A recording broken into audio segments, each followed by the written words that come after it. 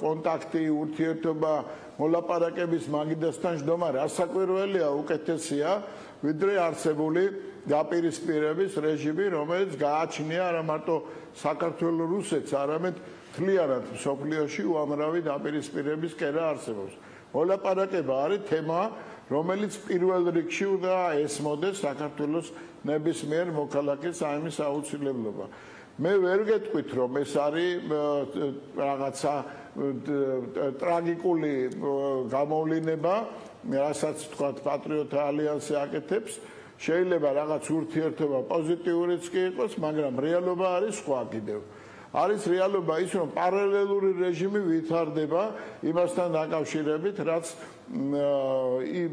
რა პროცესებიც მიმდინარეობს. აი საფრთხის შემცველი არის თუ არა ვაგნო გია ეს მაინტერესებს. თქვენთვის როგორც უკვე საკმაოდ გამოცდილი პოლიტიკოსისთვის, პარლამენტარისთვის არის თუ არა საფრთხის შემცველი მსგავსი ტიპის მოძრაობები? მე ვფიქრობ, რომ სახელმწიფოებრივად არასწორი გადადგმული ნაბიჯია. საფრთხის შემცველი იმდენად დიდია რუსეთის პოლიტიკა, რომ აი ეს დეტალები ამას ვერც დაამძიმებს, უკვე ვეღარ დაამძიმებს, მაგრამ რეალობა ხა მცდელობა იმისი, რომ მოლაპარაკება აწარმოოს, მე კატეგორიულად წინააღმდეგი ვარ, რომ ვინმე თქვას, რომ ეს არის ძალიან ცუდი მცდელობა, მაგრამ ვფიქრობ, რომ პროფესიონალურად მიამიტურია, ვფიქრობ, რომ სახელმწიფოებრივად არასწორია, იმიტომ რომ როდესაც ერთი პოლიტიკა, ერთი სტრატეგიას არ ვითარებს სახელმწიფო, იმის ჩვენება, რომ არსებობს კიდე მეორე სტრატეგიული მიმართულებაც, მაშინ როდესაც სახელმწიფო კიდე უფრო ღრმად ფიქრობს და კიდე უფრო მრავალ მხრივი ისინი აქვს მიმართულებები თავის საქმიანობაში, მე ვფიქრობ, რომ ეს ასუსტებს ძირითად ხაზს, რთულ ხაზს, რომელსაც სახელმწიფო არ ვითარებს, მაგრამ მნიშვნელოვნად შევაფასოთ შედეგებით.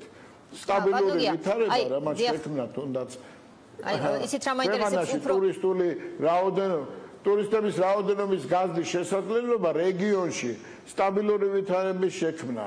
ასეთ იმაში რთულ გარემოში მე მგონი არის გარკვეულწილად დასაფასებელი და ამის უკან ძალიან დიდი შრომა დევს.